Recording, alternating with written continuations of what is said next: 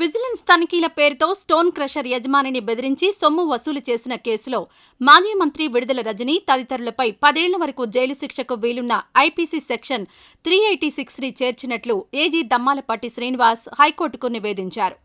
పల్నాడు జిల్లా ఎడ్లపాడులోని Sri Lakshmi Balaji stone crusher యాజమాన్యాన్ని బెదిరించి 2.20 కోట్లు వసూలు చేసిన కేసులో ముందస్తు బెయిల్ కోసం రజని, ఆమె మర్ది గోపి పిటిషన్లు వేశారు.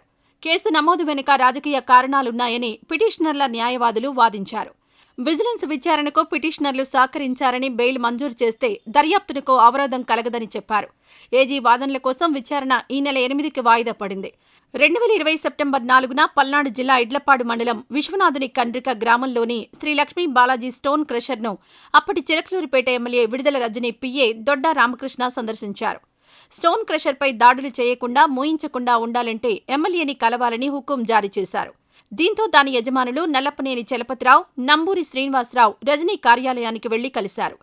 తన నియోజకవర్గ పరిధిలో వ్యాపారం నడవాలంటే అడిగినంత డబ్బులు ఇవ్వాల్సిందేనని, మిగతా విషయాలు తన పిఏ రామకృష్ణతో మాట్లాడాలని రజనీ వారితో చెప్పారు.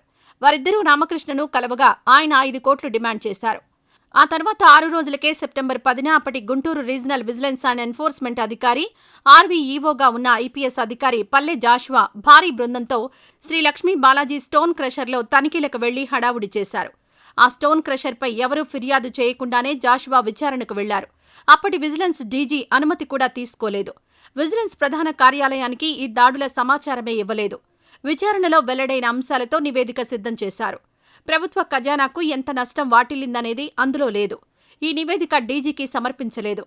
అప్పట్లో ఈ సోదాల్లో పాల్గొన్న మిగతా అధికారులను ఏసీబీ విచారించగా జాషువా ఆదేశాలతోనే తామంతా తనిఖీల్లో పాల్గొన్నామని, ఆ తర్వాత విచారణ ఏమైందో కూడా తెలియదని వాంగ్మూలాలిచ్చారు. ఈ వీడియో నచ్చితే లైక్ చేయండి. అలాగే మా ఛానల్ని ఫస్ట్ టైం కనుక చూస్తున్నట్టయితే ఇప్పుడే సబ్స్క్రైబ్ చేసుకుని పక్కనే ఉన్న గంట సింబల్ని యాక్టివేట్ చేసుకోండి. అప్పుడే మేము పెట్టే ప్రతి వీడియో మీకు నోటిఫికేషన్గా వస్తుంది. అలాగే ఈ వీడియో పూర్తిగా చూసినందుకు ధన్యవాదాలు.